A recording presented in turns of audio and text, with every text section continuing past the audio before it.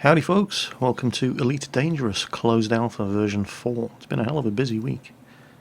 War Thunder just went into open beta for its ground forces, and the very same day Elite Dangerous went into closed alpha version 4. This is the version of the alpha that has pretty much everything that's going to be in the final release of the game, although a limited version of it. We've been given a 200 cubic light-year area of the galaxy to mess around with and do whatever we want.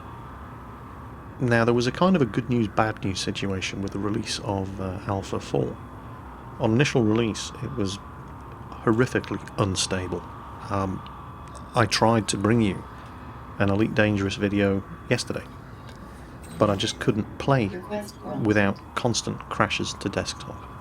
Fortunately, and very quickly, they've just released version 4.01, which has fixed every single stability issue that I had with the alpha test, and I'm finally able to bring you a closer look at what you can expect when Elite Dangerous goes live. And so, this is where you start off, in the proximity of the Azeban City orbital Coriolis station, in orbit around, I think it's the Uranus system. You start off in a crappy little Sidewinder equipped with a borrowed pulse laser. You have a very limited cargo bay. You only have 4 cargo module spaces, and you can pretty much do whatever the hell you like. So I'm going to attempt to dock with Azeban City. You can see I've requested landing clearance and I've been directed to landing pad 34. It gives you a 10-minute window to complete your docking, which is very generous. Certainly the first couple of times you try it, you're probably going to make full use of those 10 minutes. Note that it is a Coriolis station, which means it rotates. Oh, there goes somebody. Looks like he's going to... Wow. Okay, he's done this a few times. Do you see how quickly he... slipped in through the docking portal? I am not quite that experienced at it yet. Notice the advertising holograms. A little nod to... I know they do that in Eve, I think. I've definitely seen things like that before. Advertising holograms around jump points and things like that. Nice little effect. And it seems we are not going to crash. And there's my landing pad. Just rotate to align myself with the pad. I might have overdone it slightly.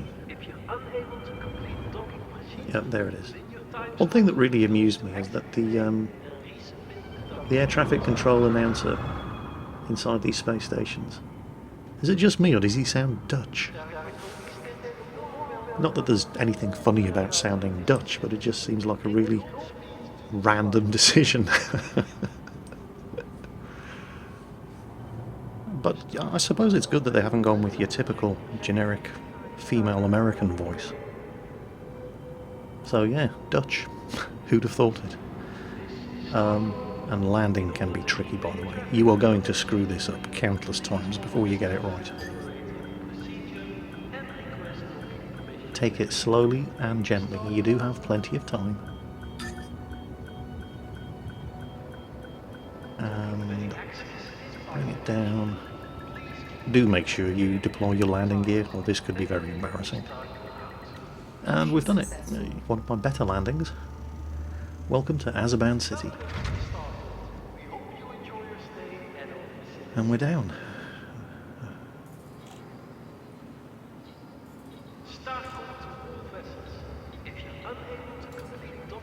Check my systems.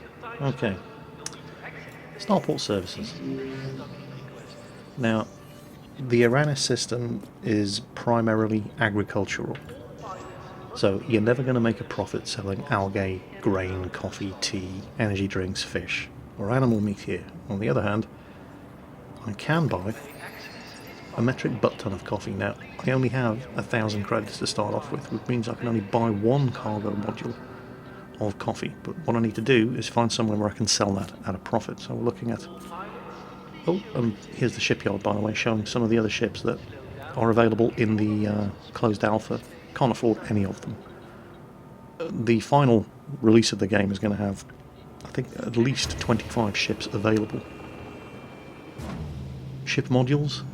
Unfortunately, because I can't afford any, I only have 26 credits. I'm not actually able to browse, which is a bit of a shame. It's always nice to be able to see what you could afford if only you could afford it. It gives you that incentive, if you like. As you can see, I can't even browse what's available because I don't have the money to buy anything. See the various different hard points on the ship. All I have fitted at the moment is one borrowed pulse laser, and it's exactly as terrible as it sounds. Anyway, let's get out of here. So the basic rules of trading apply. You want to buy low and sell high. Because the Uranus system is primarily agricultural based economy, I can buy foodstuffs at a cheap price. Now, my Sidewinder only has 4 cargo spaces, so what I want to try to do is buy the most expensive, bearing in mind I only have 1,000 credits to mess around with, but buy the most expensive agricultural produce I can, and then find a high-tech system or an industrial system and sell it there. We've requested launch clearance. Just retract my landing gear. There it is. And let's get out of here and see if we can get out without crashing.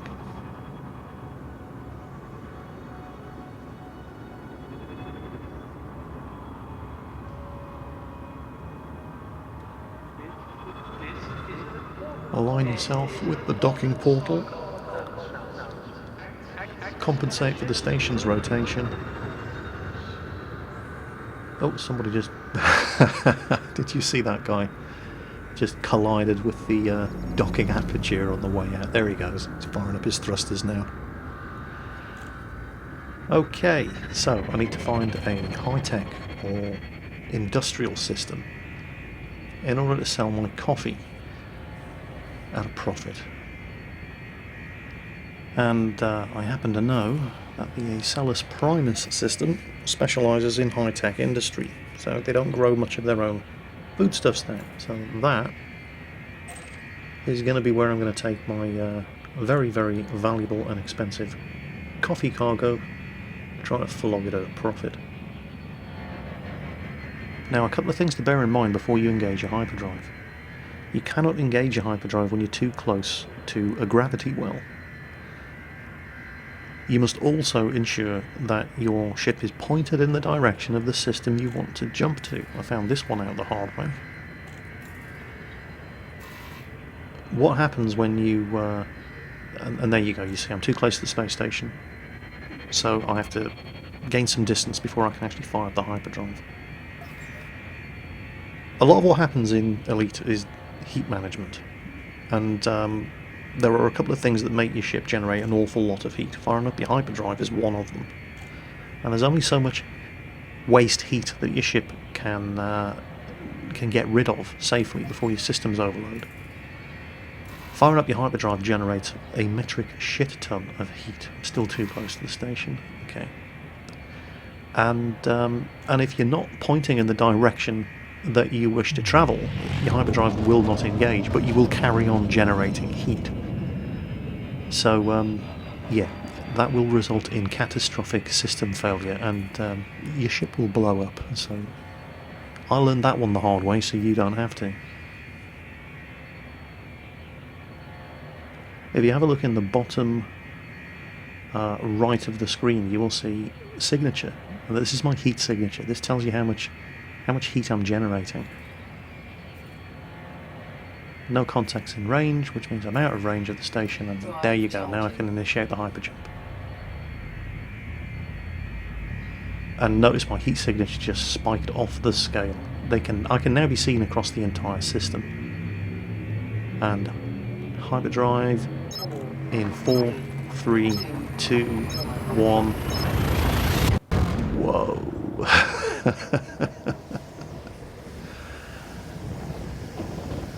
pretty.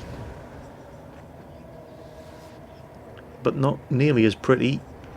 Oh man, look at that. Welcome to the SLS Primus system. I genuinely hope that at no point that stops being impressive. So we've seen flying around using thrusters, and we've seen a hyperjump. What happens when you come out of hyperspace is your ship is flying in Supercruise mode, and this is how the game deals with the vast distances that are involved in travelling around in space. You can see my distance to the Beagle 2 landing station, measured in light seconds, and you can see that I'm currently travelling. Oh, I'm a bit close. Too close to the sun. And an emergency abort of my Supercruise was initiated before I did damage to the engines. Now with Supercruise you can travel at a fraction of light speed, and it's primarily designed for in-system travel.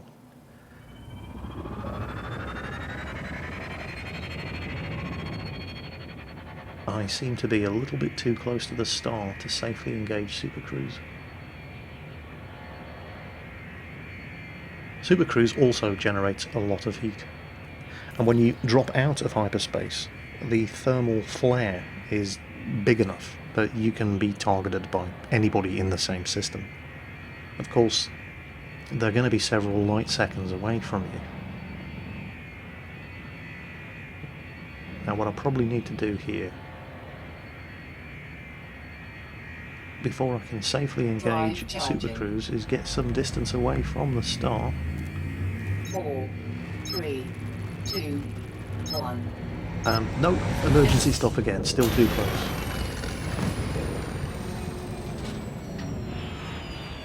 Now it's not going to drop you out of hyperspace too close to the star for you to engage your Supercruise. So instead of pointing the ship directly at the Beagle 2 station, I need to put the sun behind me and just open a little bit of distance. Drive charging. Supercruise away from the star. 4, 3, 2, 1. Yep. You can see the proximity alert is going off. But it stopped. Still giving me a proximity warning. And now the proximity warning's gone. Okay, it's safe to continue supercruising now. I'll just open the distance a little. You can see I'm flying at 0.14% of light speed. Throttle up, get some more distance away from the gravity well of the star. Flying at 2% of light speed, and now I can start aligning myself with my destination.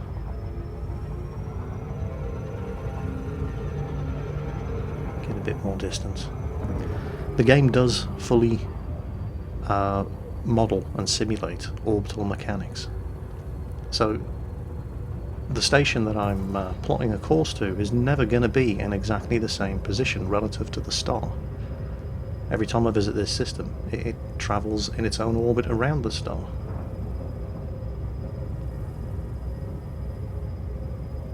Not all of those orbits are circular either. Some of the planets have elliptical orbits, so at some point it's not going to be the same distance away from the star. All of these things are modelled in the game.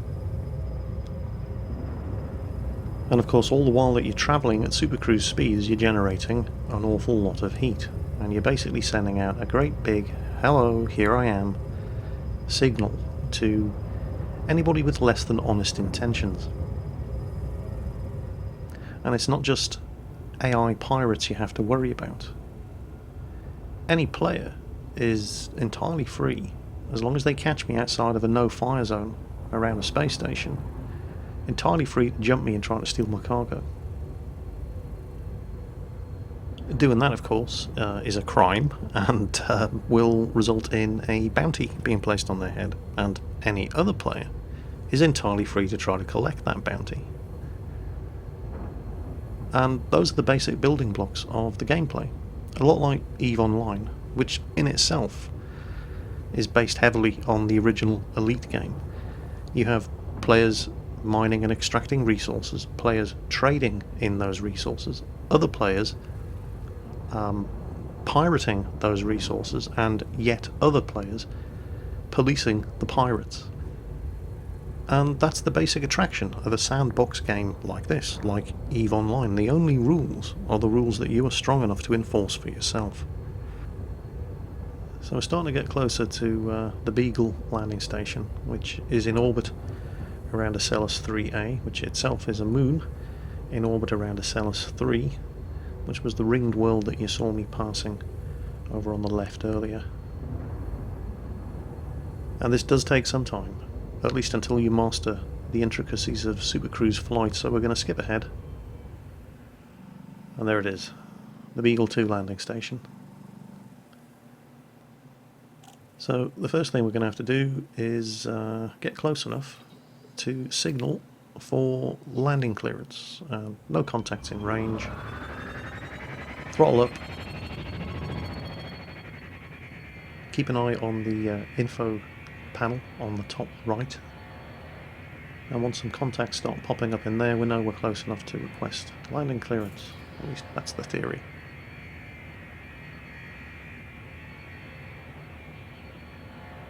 I'm not entirely sure at this stage, very, very new to the game, how close you actually have to be. Possibly 10 kilometers. We'll soon find out.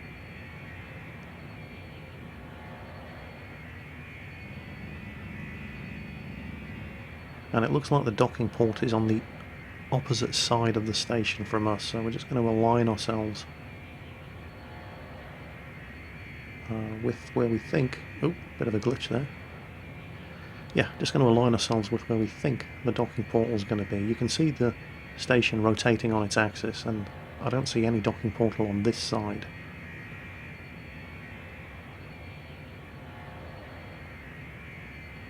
There we go. Got within 10 kilometers. One new contact. Oh. Strange. Nothing in range. That's probably... That one new contact that popped up is probably somebody exiting hyperspace. So there's a contact, but he's not in range. And there we go. Proceed to landing pad 4. We're now within range of the station. We've just entered the Beagle 2 no-fire zone, so I've made it without being ambushed. That doesn't mean that nobody can fire on me when you're inside the no-fire zone, but it does mean that it will generate a lethal response from the space station security services.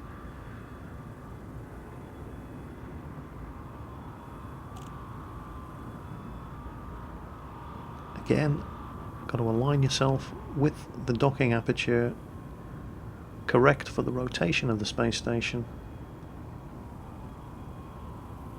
And I'm still not very good at this. But I haven't managed to crash into any space stations yet, so good enough. Now I just have to find my landing pad and put this thing down. And where the hell is it? It's probably under me. Let's rotate. See if we can find it.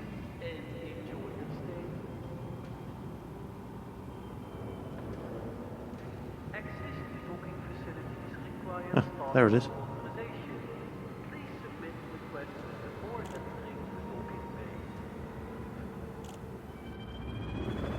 I remember in the old Elite, one of the first things everybody bought for their ships was a docking computer to automate this process, because it was always tricky and potentially fatal. Now I don't think it's fatal in Elite Dangerous, but it's still tricky. Well, there we go, we're down. So, we're at the Beagle 2 landing station in the SLS Primus system, which is a high-tech industry system. They don't grow much of their own food here. And I bought some coffee from the Iranan system. It was the most valuable commodity I could find on the Iranan system that would fit my budget and my cargo bay. And it cost me about 975 credits, and here I can sell it for 1167. So, bingo. Made my first profit. Hey! I'm a long way from being Donald Trump, but you've got to start somewhere. Now, this place is a high-tech system, so I'm going to be looking for things like... There you go, technology, computer components. Bearing in mind I only have 4 slots in my cargo bay, I want to be able to get the maximum bang for my buck. So computer components, I can afford 2 of those and fit 2 of those in my cargo bay, and they're the most expensive high-tech item that I can buy enough of at a good enough price. So 2 sets of computer components, and I then obviously need to find some place where they don't build their own computer components to sell them on at an increased profit. And the place I came from, the Iranian system, is an agricultural industry based system, so it makes sense to take them right back to where I came from and sell them on for a profit there. And this is going to be the meat and bones of certainly at first, trying to get some money in order to set the ship up, or even buy a new ship to play the game the way you want to. But first, there we go. Engines engaged. That wasn't me, actually. I wasn't touching the controls. This is an alpha test, and launching is sometimes a little buggy. I've had the ship catapulted almost halfway across the inside of the station on launching before, which was amusing. With one note, however, regarding the economic model, these prices are not fixed. They fluctuate according to supply and demand. If people import enough foodstuffs into a high-tech system, then the price will crash and it will no longer be profitable until the market stabilises. So the players can have a massive effect on the economy. It's pretty much a no-brainer at this early stage in this part of the closed alpha to be stocking up on foodstuffs from the Iranian system, taking them to the SLS Primus system, and then buying high-tech gear from the SLS Primus system, and vice versa. But it isn't going to stay profitable forever. And so people are going to have to look for alternative trade routes, and that's exactly the way the whole thing is meant to be. What we're going to do now, however, is we're going to go for a bit of sightseeing. That's SLS Primus 3, which is a gas giant with a ring system, a lot like Saturn. So we're going to engage Supercruise and go and take a closer look at the C ring. Now, when I recorded this, I wasn't really paying attention. There are 4 ring systems around this planet, A, B, C and D. Because I picked the C ring, that means of course I'm going to have to fly through the D ring to get to the C ring, and I hadn't considered that when I was plotting my course. And what happens? There goes the navigational proximity alert. I'm about to fly right into the D ring, which is going to dump me straight out of Supercruise with an emergency stop, and bang, there we go. Oh Jingles, you so silly. But look at that. And if you think that's impressive, you ain't seen nothing yet. I'm just going to fire up the thrusters and get myself out of this ring and then take a look at it. Damn, but this is impressive.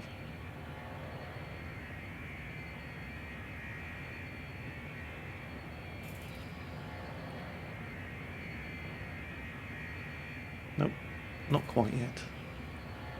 Ah, there we go. Check that out. Look at that. The game is full of stuff like this. That is very pretty.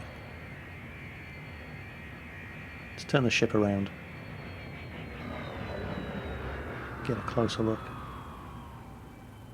And, you know, before people start complaining about it, I do realise that no planetary ring system is as densely packed with asteroids and rocks as that.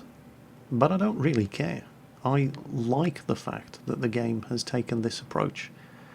And it's combined, it's the combination of accurately modelled orbital mechanics with pretty like that makes this game so impressive for me. Sure, if an orbital ring system was as densely packed as that, then impact would have reduced those rocks to dust by now. don't care. Look at it. It's awesome. Speaking of awesome, it's time to take this cargo home. Plot a course for the Iranian system and sell my computer components at hopefully a profit.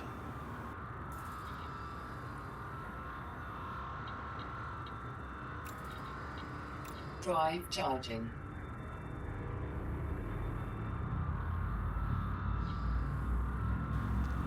Hyperdrive charging, heat signature spiking off the scale. I'm aligned with the target. Ready to engage. Throttle up to engage hyperdrive. 4. Warning grade. There's my 4-second warning. 1. And bang. And while the hyperdrive itself is always impressive, it's the coming out of hyperspace and being greeted with that star that never fails to impress. Whoa. Damn, that's pretty.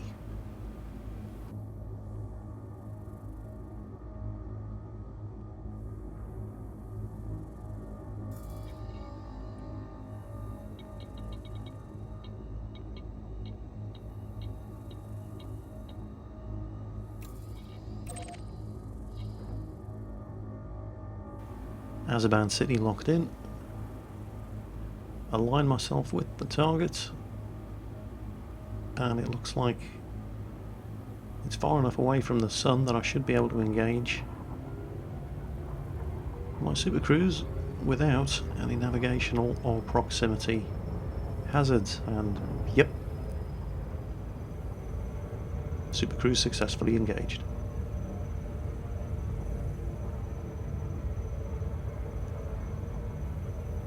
Of course, remember, it's all about your heat signature. And with Supercruise engaged, particularly coming out of hyperspace, generates a massive heat flare, which alerts everybody in the system to your presence. Engaging Supercruise also generates a hell of a lot of heat.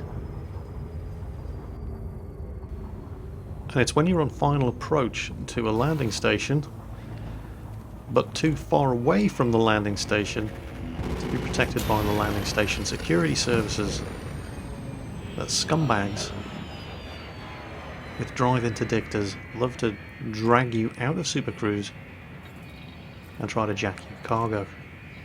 And I've just been jumped by a pirate with a cruise interdictor in a Cobra Mark III. I am horrifically outgunned and outclassed by this guy. He's already opened fire with me, my shields are taking a hammering. I am too far away from Azerbaijan City to make it. He knows exactly what he's doing. Deploy my pulse laser, my shields are down. One crappy little borrowed pulse laser is never going to be enough to fight this guy off. There he is. His ship is far better than mine. He's much more heavily armed. I'm almost completely at his mercy. Well, I say almost. If I was a better pilot, I would have a fighting chance at this. But I'm not. And so I'm probably going to die. My shields are coming back up. It's possible that I could jettison my cargo and make a run for it. He's in this for the money after all. And killing me isn't going to earn him any cash. He's after my cargo.